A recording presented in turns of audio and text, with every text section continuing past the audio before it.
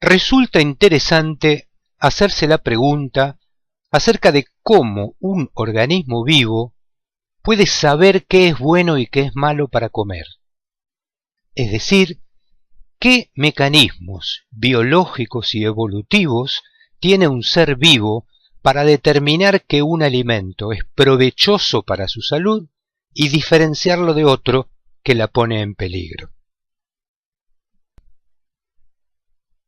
Para responder a tu pregunta, deberíamos recorrer la historia evolutiva de la especie humana. Como todos sabemos, nuestro genoma se orienta hacia dos funciones básicas: la supervivencia y la reproducción de la especie. Por ello, nuestra biología premia aquellas conductas y aquellos alimentos que facilitan estas dos funciones y genera rechazo o aversión hacia las conductas o alimentos que conspiran contra el cumplimiento de las funciones básicas de la especie. Pero ¿qué ha organizado, cómo se ha configurado la biología para poder cumplir con estos objetivos? Respecto de la alimentación, los mecanismos son básicamente los siguientes. En primer lugar, seleccionar la calidad de los nutrientes, favorecer aquellos que tienen acción nutritiva y rechazar aquellos que conspiran contra la supervivencia, como por ejemplo los venenos. En segundo lugar, regular la cantidad de nutrientes, para que en ningún caso nos encontremos por debajo de lo mínimo indispensable, ni por encima de la cantidad que generará entonces alteraciones metabólicas. Y en tercer lugar, la biología ha dispuesto, a través de lo que se conocen como ritmos circadianos, cuáles son los momentos más apropiados para ingerir aquellos nutrientes seleccionados de acuerdo a su calidad y a su cantidad. Pero la pregunta más interesante es ¿cómo hace el organismo para cumplir con estos objetivos? Y para ello también dispone de mecanismos. El primero es la sensorialidad, el sabor, la palatabilidad, básicamente generando dos emociones opuestas: atracción hacia los alimentos saludables y aversión o rechazo hacia los venenos. En segundo lugar, la recompensa, es decir, la producción de una sensación de bienestar después de haber realizado una acción congruente con los objetivos de la especie. Y en tercer lugar, la regulación circadiana de los circuitos de hambre y saciedad mediante una serie de percepciones de los órganos viscerales, interoceptivas o somatosensoriales, que le indican a nuestro cerebro cuándo hay hambre y cuándo estamos saciados. Tal vez el más grave problema de la cultura alimentaria contemporánea es que la industria ha utilizado estos recursos, pero los ha desvinculado de sus finalidades. Por ejemplo, nos ofrece alimentos de alta palatabilidad, sensorialidad, esto genera atracción, pero de pésima calidad y en cantidades exageradas. Y por otro lado, algunos hábitos, como la alimentación permanente, sin intervalos de los ciclos hambre-saciedad, nos han permitido comer durante todo el día. Estos ritmos circadianos han perdido su capacidad de regular los ciclos de hambre y de ayuno.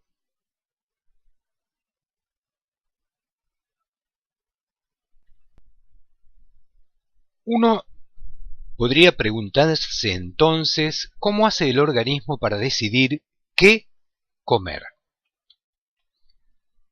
Esta es una verdadera toma de decisiones ante un ambiente en permanente cambio, Equivocarse en esta decisión podría constituir la diferencia entre la vida y la muerte, entre ingerir un nutriente o un veneno. En el hombre primitivo, este cambio era básicamente estacional. Los alimentos disponibles en invierno eran distintos de aquellos disponibles en verano. En el mundo de nuestros días, básicamente esto depende de muchas otras situaciones, como el lugar donde uno vive, la situación social, económica, el grupo al que pertenece. Nuestro instinto selecciona esos comportamientos que aportan nutrientes saludables, genera circuitos sinápticos cerebrales estables, los refuerza y de esa manera los automatiza. Esto nos ha permitido como especie realizar decisiones correctas e interpretar adecuadamente las señales de los alimentos que proceden del ambiente. Para esto, nuestra sensorialidad debe ser un vehículo creíble, debe transmitir a nuestro cerebro aferencias fidedignas procedentes de los posibles alimentos. Un error en la interpretación de estas aferencias sensoriales podría resultar fatal, porque nos haría comer algo que nos mate o nos enferme. Es de destacar que ningún sistema sensorial del organismo, ni tampoco un sistema de recompensa, puede funcionar de acuerdo a las necesidades fisiológicas para las que fue configurado si está sometido permanentemente a estímulos supernormales. ¿Qué pasa en nuestros días? Dos fenómenos básicos. Nuestra sensorialidad ha dejado de ser un vehículo fidedigno de aferencias. Nos transmite estímulos placenteros y recompensa neuroendocrina cuando ingerimos sustancias que no solo no contienen nutrientes, sino que por otro lado son serios disruptores metabólicos. Y en segundo lugar, nuestra cultura nos expone de manera permanente a estímulos sensoriales supernormales, lo cual altera la configuración de nuestros sistemas de sensorialidad y de recompensa. El permanente estímulo para comer rompe con las funciones básicas de nuestros sistemas diseñados para tener periodos de ayuno y de alimentación.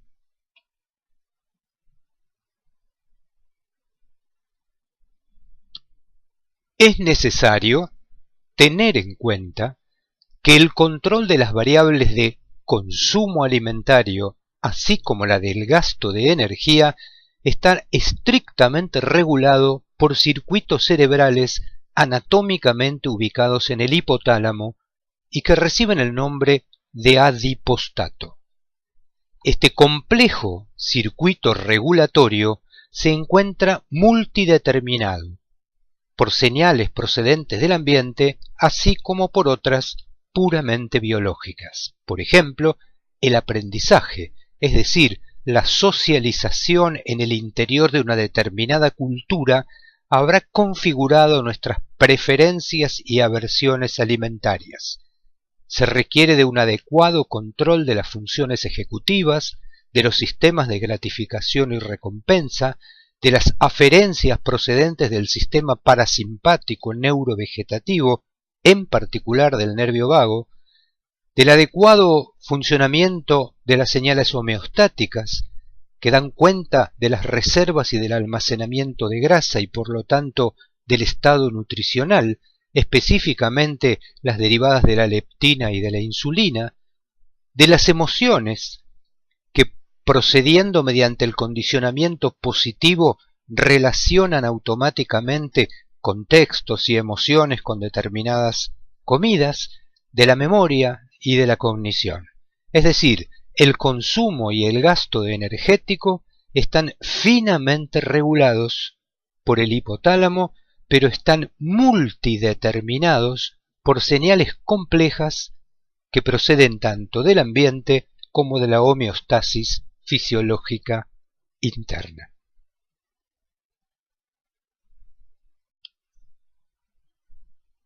Es muy importante destacar que las exposiciones frecuentes a comidas de alta palatabilidad, muy sabrosas, hacen que el número de posibilidades diarias de asociar esa señal con determinado contexto y con alguna comida sea casi infinito.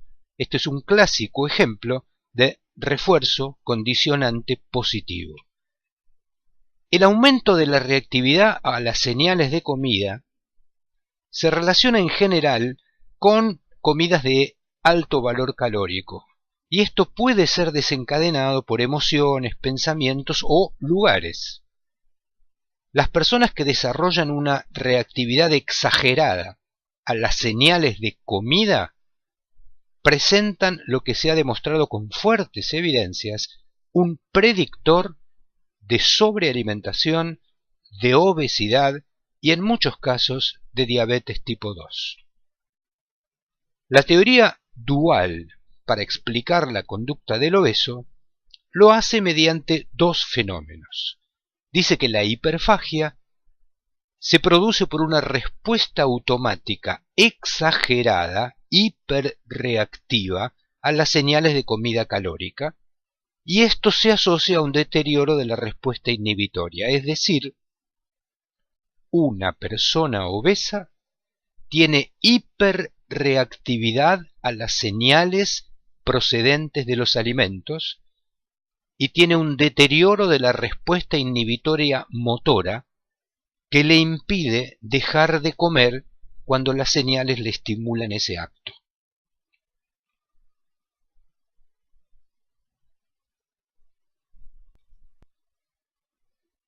El hipotálamo tiene como función asegurar la estabilidad de la masa corporal, es decir, mantener la masa corporal. El ambiente es capaz de alterar estos circuitos que regulan el delicado balance entre adipogénesis y antitermogénesis. La exposición crónica a alimentos inflamatorios puede ocasionar un daño irreversible al hipotálamo, modificando su sistema de regulación y facilitando la obesidad recurrente. El hipotálamo funciona como un termostato que tiende entonces a mantener la masa corporal, lo que explica un fenómeno muy conocido en nuestros pacientes, que es el llamado efecto yo-yo. Las personas bajan de peso y un tiempo más tarde recuperan el peso perdido. Las altas concentraciones circulantes de insulina de manera crónica interfieren con el efecto saciante de la leptina. Esto se conoce como fenómeno de leptinoresistencia y tiene como lugar de acción el hipotálamo y la corteza tegmental ventral. Es decir, la insulina, hormona anabólica, antagoniza la acción de la leptina a nivel del hipotálamo, perturbando los mecanismos fisiológicos de saciedad. Quien tiene mucha insulina tiene poca saciedad porque la insulina antagoniza las acciones neuroendocrinas de la leptina.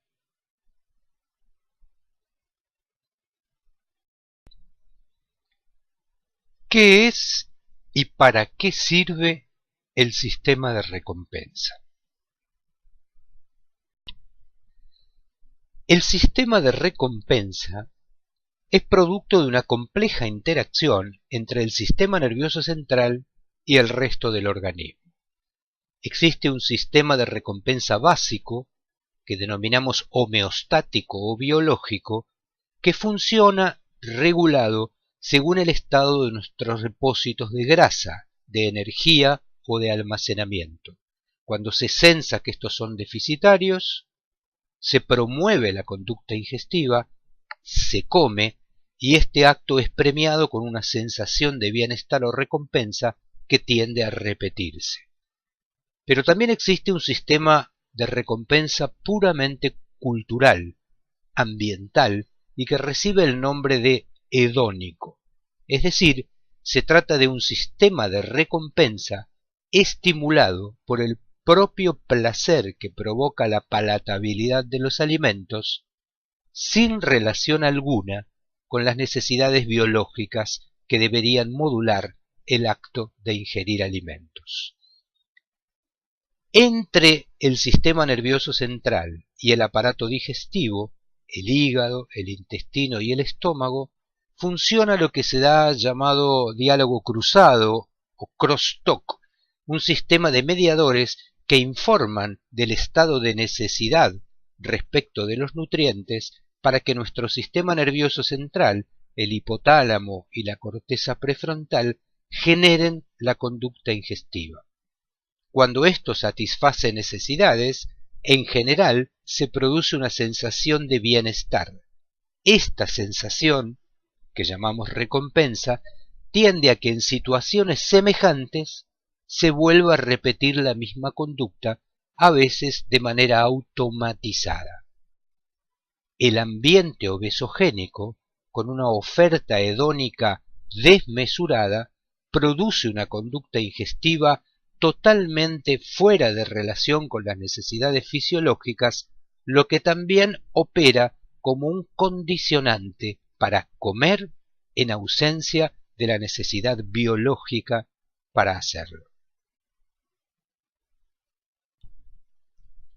El sistema de recompensa nos señala qué alimentos son favorables y cuáles son desfavorables, pero esto está fuertemente configurado por la cultura en la que vivimos.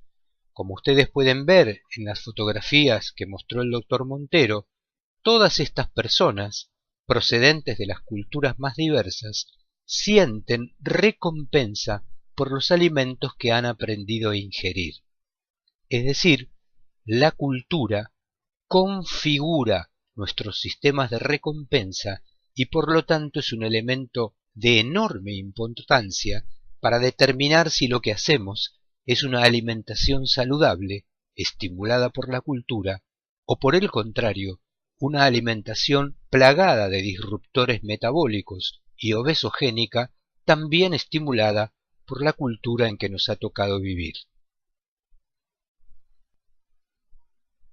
El sistema de recompensa es entonces una especie de frontera que vincula la naturaleza con la cultura o la biología con la biografía, con nuestros aprendizajes.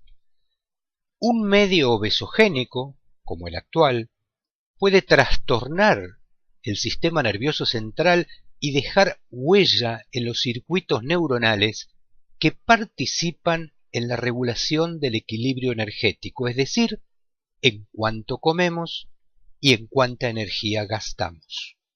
Nuestros hábitos de vida producen efectos epigenéticos que incluso pueden transmitirse a nuestros hijos.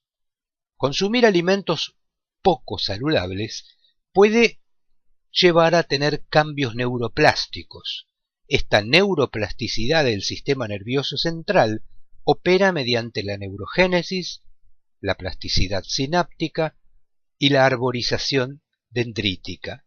De este modo, el ambiente configura circuitos cerebrales capaces de reproducir una conducta determinada basados en que a esa conducta, sea o no saludable, ha producido recompensa.